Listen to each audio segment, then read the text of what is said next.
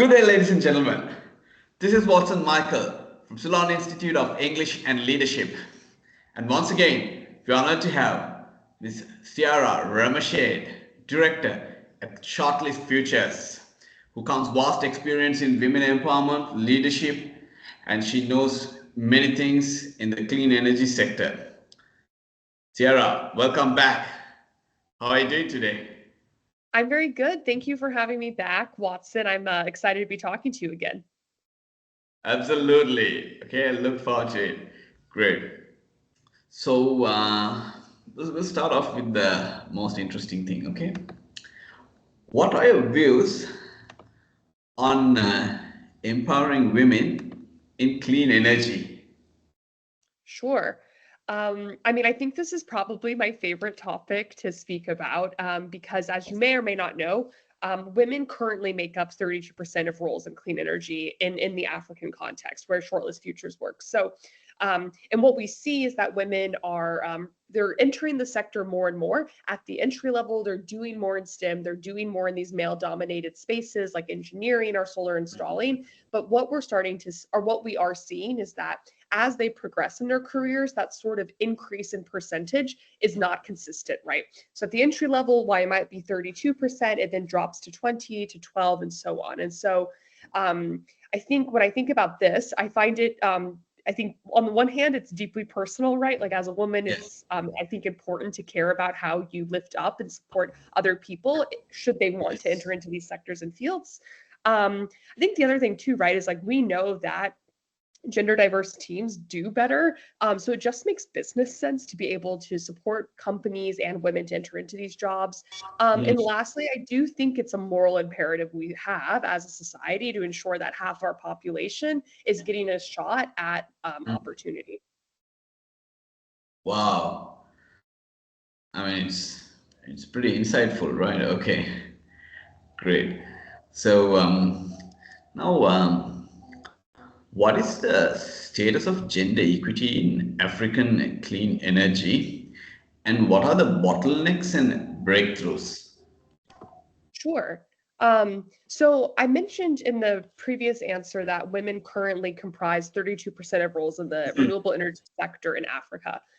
So this sounds low, but when you compare it to more traditional energy sectors like oil and gas, women globally only represent 20% of the roles. So what that means to me, like what that story is saying, is that we've been able to harness that opportunity of this new sector that is really impactful as a place where women can be prioritized. Yeah. Um, what we've seen, so Shortlist has been working on delivering different programs and initiatives around developing the workforce and getting women into roles in clean energy for the last 6 years. We've placed about nearly 4,000 women into clean energy sector roles. So Wow. know one or two things about what really works and what doesn't. And I Okay. think what we've seen is there's generally sort of four barriers that prevent women from entering the sector. The first has to do at point of hiring. Women aren't always aware of what the jobs are, of whether they're qualified for them, and they're Mhm. self-selecting out of these jobs. Secondarily, within hiring, what we see, right, is the systems and the processes that companies have in place. Even the best of companies don't always have the most gender inclusive practices. And so there's a lot of simple things you can do. So for example, writing, women are encouraged to apply on a job application, Mm. being clear up front about what your benefits are outside of just the pay. Those are things that are really attractive to women. So there's some basic things that actually really help to address that. Um, and then, of course, once women are in the workplace, a lot of this has to do with whether or not that workplace is supportive of them for the Mhm. types of work they're doing. So, I mentioned workplace policies.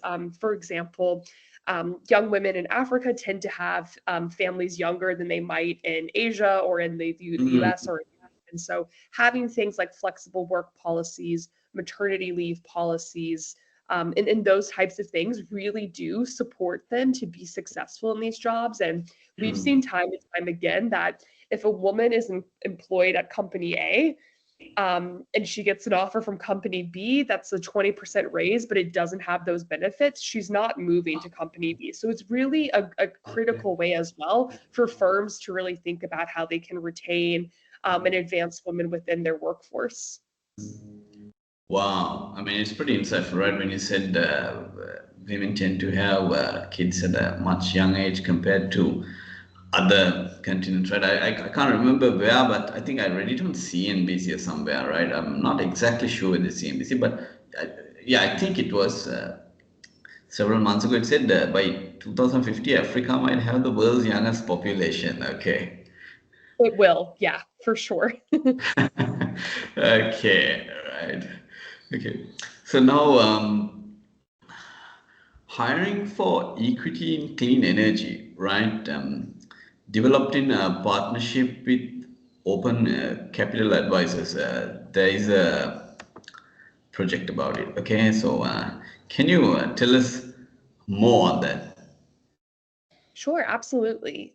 So hiring for Queen Equity was Shortlists and Open Capital Advisors, another firm based in Nairobi, Kenya, that was really trying to help unpack for people what it takes to hire in an equitable way, i.e., get women in the door and keep them in these jobs. And so a lot of what I discussed around like what policies are effective, what strategies really work, what keeps women retained, how do you advance them, we laid the groundwork for that research there. And it's sort of been a Rosetta Stone for us about how we have approached the work um, since then. I think one of the things kind of reflecting on it, 'cause that piece came out in 2021 now, is what we've seen over and over again as Shortlist is there's a lot of emphasis across the continent, and especially around youth employment or employment opportunities for women, Wow. around training them. And so, often they're getting trained in skills, which is great. Mm.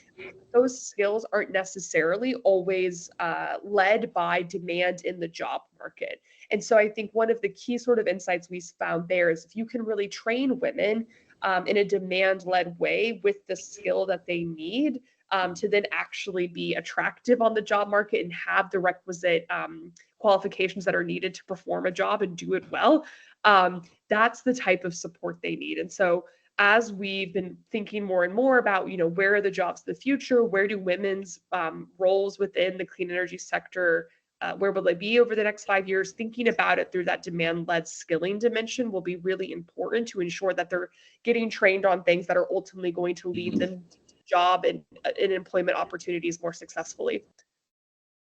Wow, I mean that's pretty impressive, right? You guys are doing a great job at Shortlist Futures, right? So, and previously, also last time we spoke, I mean, you all did some research with certain banks and other institutions, and you found out almost 3 million odd jobs, right? It'll be Yeah. can wow, okay, great. So, now how does gender diverse companies generate more revenue and address the supply of shortages? Sure. I hope this doesn't sound like news to you and the people listening, but I think we've all experienced, right? Working with women Yeah. versus working with men.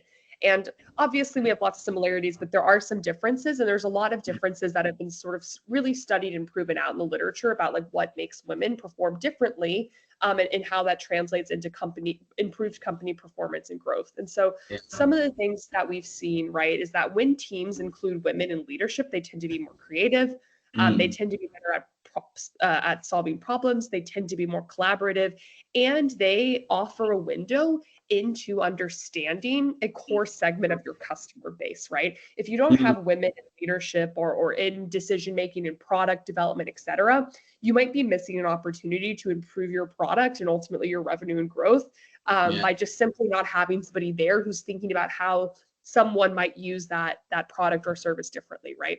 So Correct. that's definitely part of it. Um, and then I think what we've seen when I sort of take it back to energy is like women are really core to so Mm. much of off-grid energy work that Mm. happens across the continent.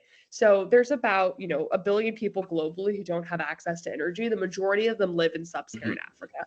And these are people who might live in rural villages. They're not connected to the main grid. They have very limited access to electricity.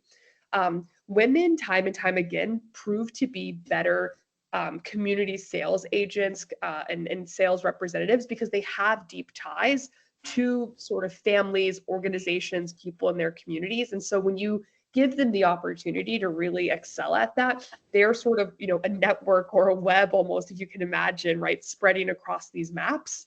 Mm.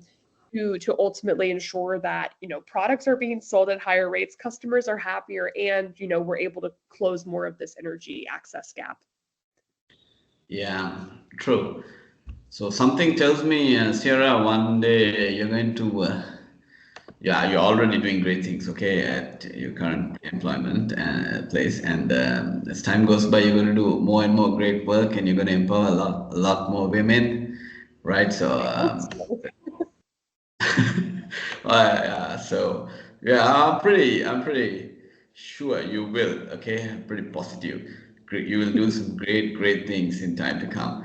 Okay, so since you count vast experience and